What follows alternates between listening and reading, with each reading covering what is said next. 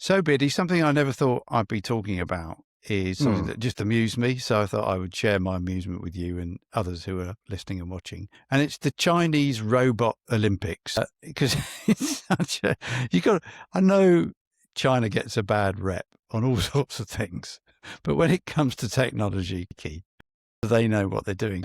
We saw the European Championships, didn't we, 2 or 3 weeks ago, and gold medals and all these great, massive human achievements. And they got Olympic Games, and it's great. But they decided, and God knows who it was, that every year they'd have this Olympic Games for robots. Even the thought of it, who decided that would be a good idea? Medal ceremony and all that sort of stuff. And incredibly, there were 660 teams from 16 countries, and over 2,000 robots took part. Crikey. Okay. Goodness. And it's on the increase. That's 4 times how many turned up last year. Goodness. So, and the great thing is that robots are now starting to beat human records. So I'm going to give you a little quiz. You've heard of Usain Bolt? Yeah, I've heard of him. Yeah. He's no longer Usain Bolt, is he? He's not, well, he is, but he's not running anymore. So his 100-meter record remains the 100-meter record was set a few years ago, 9.58 seconds, which in itself is incredible. And China's Tionga Ultra, right, that's the robot's name. So, I thought I gathered that. Yes, he took on Usain Bolt and did it 8.65. You are kidding me, man! 8.64.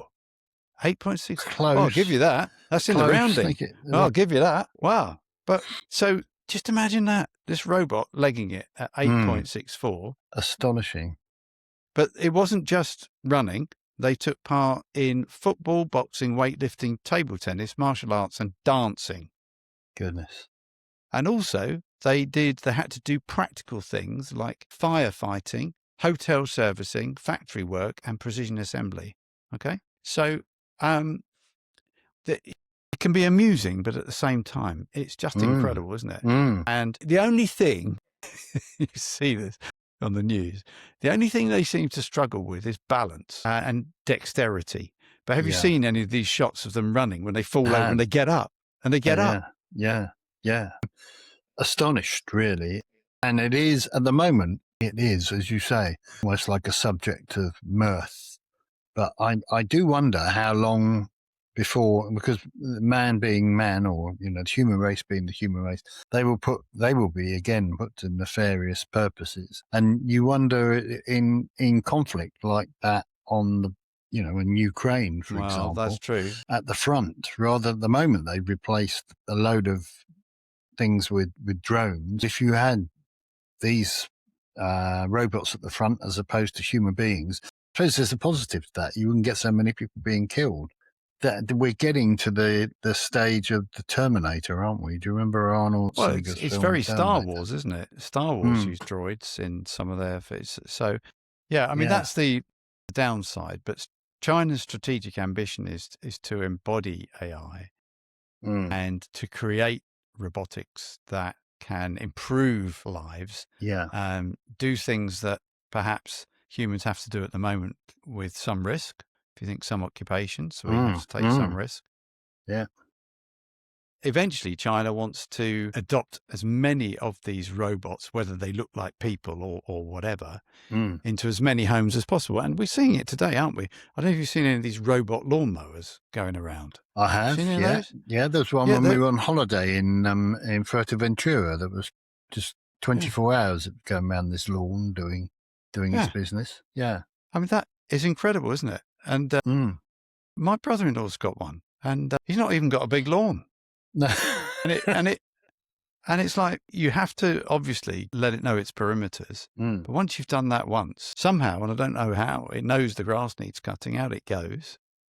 Takes itself back to its docking station at the end of the night, doesn't it? Yeah. Now, there's some places in the UK you wouldn't have it for long, I think, if you had one of those. But it's an amazing thing. No. So and then you mentioned drones. Well, drones is robotics, isn't it? It's already there. Yeah. But you think of some of the things that it could be used for and improve people's lives. I guess the worry is that if it replaces a person who does that job, then what happens? Well, I guess what happens is you have to have a way of distributing the gains from all this, don't you?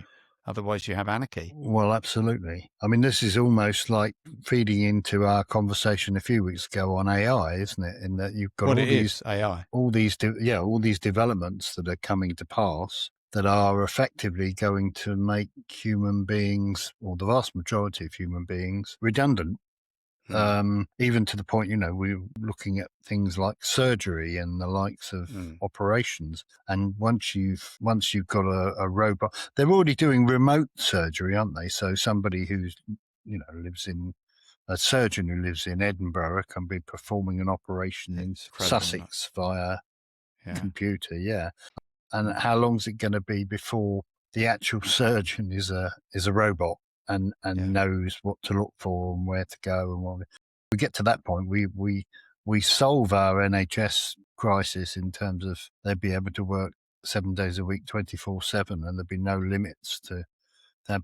But we then have the other crisis, as you say, in terms of what we do with all these people that are no longer required. I think there are certain hospitals as well in the world where you get if you're in bed, you get your tea and your what have you delivered by a robot, your meals and your tea, than anybody having to come around and talk to you, which seems a bit antisocial. I mean, I know you've been in hospital when that's sort of the highlight of the day, isn't it? When somebody rolls up with a cup of tea. It is.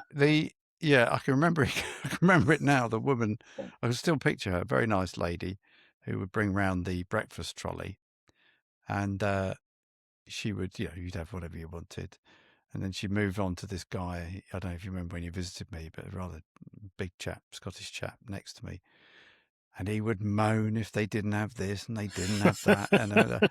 And she used to, because he was always had his curtains closed. So the whole ward could hear the moaning, and she'd look at me and roll her eyes, and I'd go, no, Crispy, for God's sake, no Crispy. And then, you're right. 11 o'clock, cup of tea and a biscuit. Very nice. Yeah. It was all part of the... I'm not saying they stayed and chatted, but it's obviously nice to see a person. But I don't know, if a robot comes in and it's doesn't spill the tea.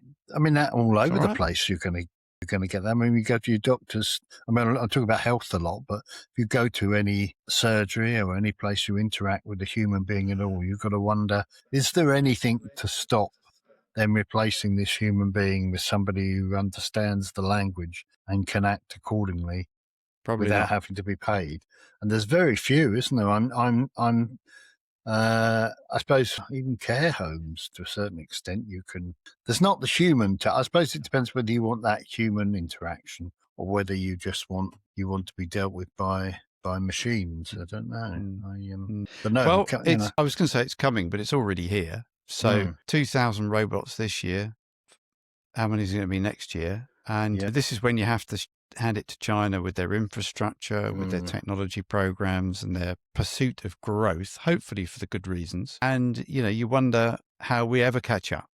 And how we ever catch up with this. And the China thing's quite interesting, isn't it? I appreciate we're old codgers, but during our lifespan up to date, they've gone from almost, I would contend, one of the poorest countries in the world to one of the richest and most technologically advanced countries in the world. I have. Well, maybe not even 60 years. You go back to the 70s and 80s. They weren't that. They were way down the list, weren't they, in terms of what they could do and what they couldn't do. It's amazing. Well, they've got all sorts of problems in their property market, which you may know about. So it's not perfect, but for them, a year where GDP doesn't grow by 5% is a disaster. And whether the impact of Trump tariffs will wash through, I don't know. But we digress. So anyway, I thought that was a bit of fun. Well done for getting the 8.65 seconds. That's incredible. I'm just wondering if you've got some robotics in you, if you knew that. Not if that they I would say they're not working very well. No, that's right. So we'll keep an eye on the Chinese robots.